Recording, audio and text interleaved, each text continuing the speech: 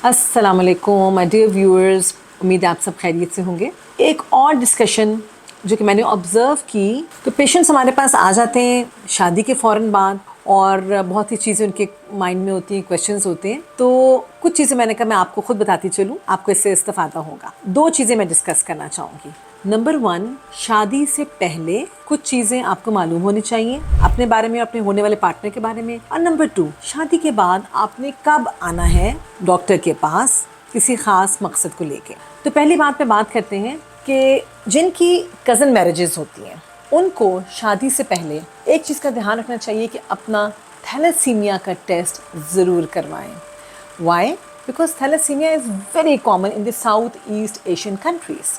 हमारे मुल्क में भी इस वक्त थैलेसीमिया, आप अगर ओवरऑल आप देखें तो ऑलमोस्ट 30 to 40% ऐसी फैमिलीज़ हैं जिनमें प्रेवलेंट है। मैं शायद कुछ ज़्यादा ये कोट कर रही हूँ, लेकिन हमारे मुल्क में भी कुछ खित्ते ऐसे हैं जहाँ पे थैलेसीमिया बहुत कॉमन है। मे बी किसी ख़ास जगह पे ना हो, लेकिन कुछ ऐसे सिंध के इलाके, पंजाब के सर्टन एरिया जहाँ पे थैलेसीमिया बहुत कॉमन पाया जाता है। इसलिए अगर शादी से पहले आप लोग अपना थैलेसीमिया का एक सिंपल टेस्ट है जिसे कहते हैं हीमोग्लोबिन इलेक्ट्रोफोरेसिस, हस्बैंड और वाइफ दोनों वो करवा लें तो it will be very good. आपको आगे एक ऐसे बच्चे से जिसे थैलेसीमिया मेजर हो, उससे आप बच सकते हैं। इस वक्त केपीके की गवर्नमेंट ने बहुत अच्छा स्टेप लिया है। उन्होंने अपने निकाह नामे में इसको ऐड करवा दिया है कि शादी से पहले थैलेसीमिया का टेस्ट उनका होगा, ताकि पता चले कि कहीं दोनों हस्बैंड वाइफ तो थैलेसीमिया माइनर के पेशेंट तो नहीं हैं।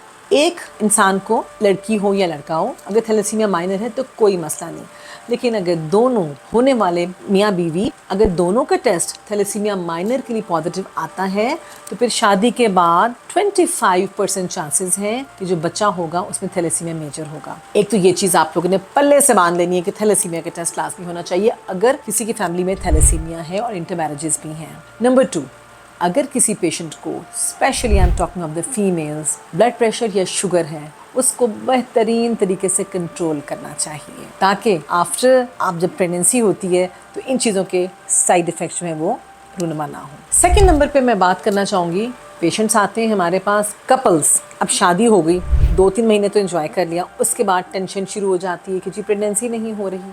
मैं पेशेंट को एक सिंपल सी एग्जांपल देती हूँ कि बच्चे को दरख्तों पे तो नहीं लगे हुए ना, कि आप लोग फ़ौरन आ गए हैं, थोड़ा सा तो इंतज़ार हमने करना है और कुछ नेचर को हमें इतना अलाउंस देना चाहिए कि nature should play its own role.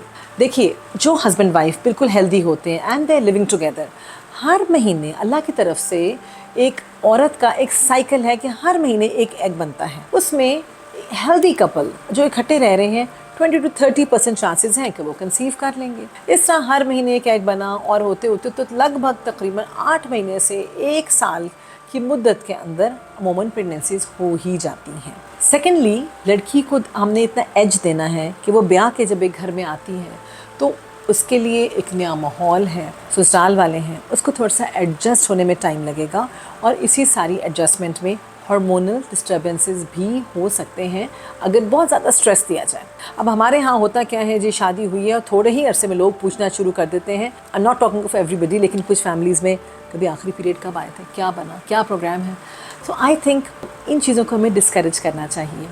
बेशक हमारे बड़े जितने प्यारे हैं उन सब की ख्वाहिश होती है कि घर में नन्हे मुन्ने बेबीज़ आना शुरू हो जाएं, लेकिन देखिए ऐसे चीज़ें पूछने से, बार बार कहने से जो स्ट्रेस लेवल बिल्डअप होता है ना, वो ज़्यादा ख़राबी कर देता है। जब हार्मोन्स ऊपर नीचे होंगे, फर्टिलिटी हार्मोन्स होते हैं जो कि हेल्प करते हैं प्रेगनेंसी में, जब वो गड़बड़ हो जाएगी तो फिर टाइम मज़ीद लग जाएगा और शायद उतने अच्छे अंडे भी ना बन पाएँ, और अगर बनेंगे तो शायद उतनी क्वालिटी अच्छी ना। इसलिए हमारी सबकी रिस्पॉन्सिबिलिटी है कि एक दूसरे को इस चीज़ का पैगाम पहुँचाएँ कि शादी के इमीडिएटली बाद फ़ौरन कपल्स को और नेचर को टाइम देना चाहिए कि दे शुड कंसीव।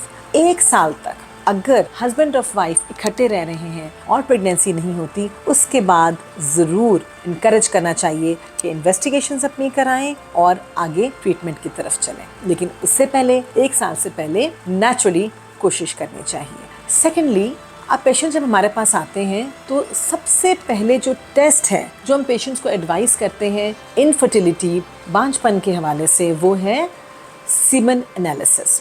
अब आजकल हम लोग इन बांझपन वो होता है जो कि जिसमें उम्मीद ही ना हो प्रेगनेंसी होने की, हमने वर्ड कुछ इनफर्टिलिटी से चेंज करके सब फर्टिलिटी का लक़ब दे दिया है। इसका मतलब ये है कि चांसेस हैं। तो इसलिए किसी औरत को बांझ करार देना बहुत तकलीफ दे चीज़ है। इस चीज़ को याद रखिए कि अगर औरत के अंदर प्रॉब्लम हो सकते हैं तो उतने ही परसेंटेज आदमी भी प्रॉब्लम हो सकते हैं। 40% ऐसे लोग हैं जहाँ पे आदमियों में इश्यूज़ निकल आते हैं।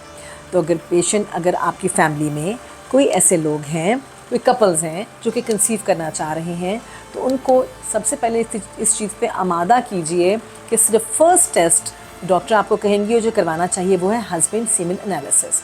क्योंकि ऐसा टेस्ट है जिसमें कोई आपको सुई नहीं चबोनी, कोई तकलीफ़ नहीं होनी, सिंपल सा टेस्ट है, हर जगह अवेलेबल भी है।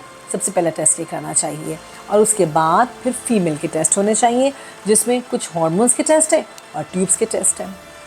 तो यूजुअली जब डॉक्टर के पास जाते हैं आप लोग तो ये टेस्ट आपको दिए जाते हैं और बहुत से लोगों में प्रॉब्लम्स निकल आती हैं, लेकिन 30% लोग ऐसे जिनमें कोई प्रॉब्लम भी नहीं निकलती। वहाँ पे भी हमें तसल्ली देनी है क्योंकि अगेन प्रेगनेंसी में टाइम लग रहा है, नामुमकिन नहीं है।